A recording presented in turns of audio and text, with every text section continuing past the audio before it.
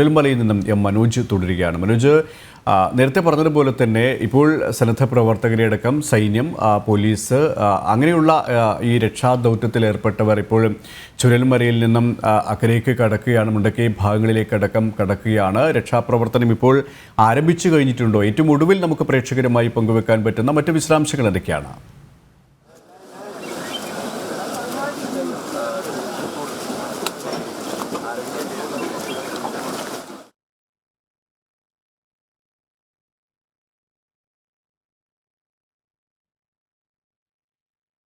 അല്പസമയത്തിനകം തന്നെ തെരച്ചിൽ ഊർജിതമായി പുനരാരംഭിക്കുമെന്നാണ് മനസ്സിലാക്കാൻ സാധിക്കുന്നത്. അത്യാധുനിക സൗകര്യങ്ങൾ ഒരുക്കിയാണ് ഇപ്പോൾ തെരച്ചിൽ ഇന്ന് പുനരാരംഭിക്കുക. ഇതിനായി കൂടുതൽ റഡാറുകളും വയനാട്ടിലേക്ക് എത്തിക്കുന്നുണ്ട്. പ്രദേശത്ത് പോലീസിന്റെ രാത്രികാല പട്രോളിംഗ് ഏർപ്പെടുത്തിയിട്ടുണ്ട്. ദുരന്തത്തിന് ഇരയായവരുടെ വീടുകളിലോ പ്രദേശത്തോ രാത്രിയിൽ അതിക്രമിച്ച് കിടക്കുന്നവർക്കെതിരെ അതിശക്തമായ നടപടി സ്വീകരിക്കുമെന്നും ജില്ലാ ഭരണകൂടം മുന്നറിയിപ്പ് നൽകിയിട്ടുണ്ട്.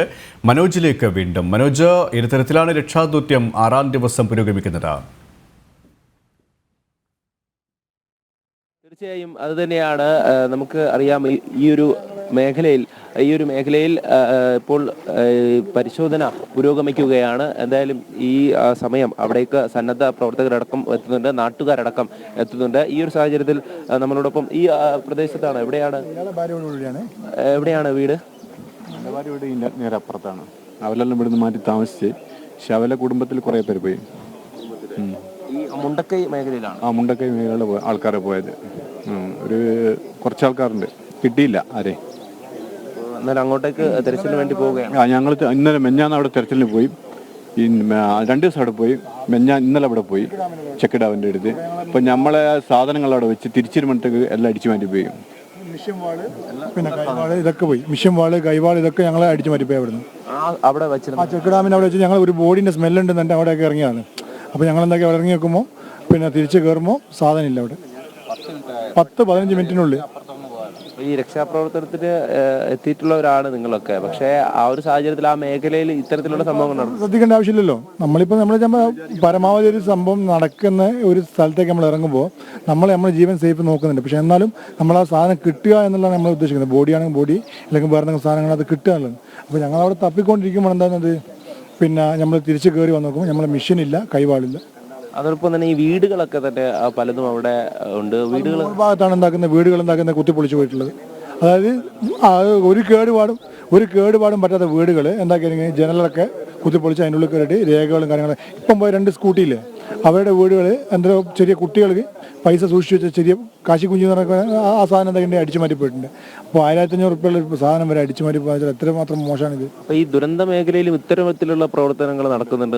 ഇത്തരത്തിലുള്ള മനുഷ്യരുണ്ട്. അതാണ് മനുഷ്യത്വമല്ലത്.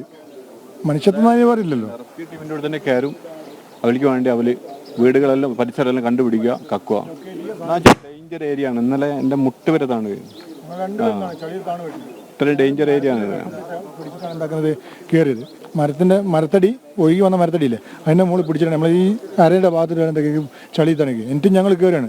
അപ്പോൾ അവിടെ നിന്ന് നമ്മളോട് പറഞ്ഞ സാധനം ഉണ്ടെന്ന് ഞങ്ങളെന്തൊക്കെ അവിടെ പിന്നെ രണ്ടാമത് ഇറ്റാച്ചി ഇറക്കുകയാണ് ചെയ്തത്. അവിടെ എന്തായാലും ഈ ഒരു മേഖലയിൽ എല്ലാം നഷ്ടപ്പെട്ട് നിൽക്കുമ്പോഴും ആ മേഖലയിലേക്ക് ഇത്തരം മനുഷ്യർ ഇറങ്ങി ചെല്ലുന്നത് അതും വളരെ മോശമാണ്. എന്താ പറയുക, അതിനെന്താ പറയുക, അതിന് മനുഷ്യരല്ലല്ലോ അത്.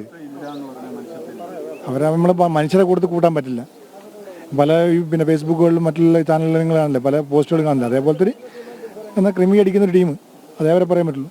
തീർച്ചയായും അത് തന്നെയാണ്. ഈ ഒരു ദുരന്ത മേഖലയിൽ ഒറ്റപ്പെട്ടുപോയ വീടുകളുണ്ട്. ആ വീടുകൾ കുത്തിപ്പൊളിച്ച് അവിടെ നിന്നും സാധനങ്ങൾ എടുത്തു കൊണ്ടുപോകുന്ന ഒരു സാഹചര്യം ഉണ്ട് എന്നുള്ളതാണ്. അത് തീർത്തും ഈ ഒരു ദുരന്ത മേഖലയിൽ ഇത്തരം പ്രവർത്തനം നടത്തുന്ന അത് മനുഷ്യരെന്ന് പറയാൻ പറ്റില്ല എന്ന് തന്നെയാണ്.